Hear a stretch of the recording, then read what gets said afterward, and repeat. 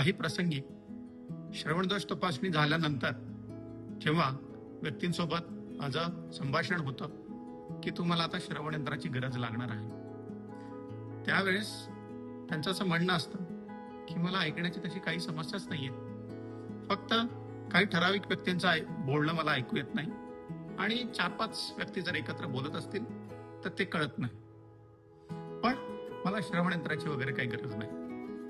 मग मी त्यांना म्हणालो, तुम्ही वापरत असलेला चष्मा काढा, आता तुम्हाला दिसतंय का?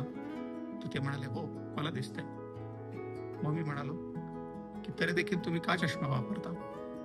ते म्हणाले की काही ठराविक ठिकाणी मला चष्मा वापरावा लागतो, उदाहरणार्थ वाचताना.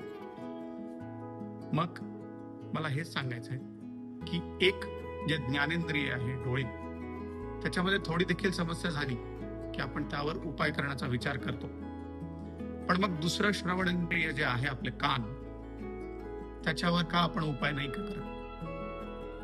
मला मान्य आहे चष्मा आणि श्रवणयंत्र याची कुठलीही तुलना होऊ शकत नाही, 2 वेगवेगळे उपकरण आहेत.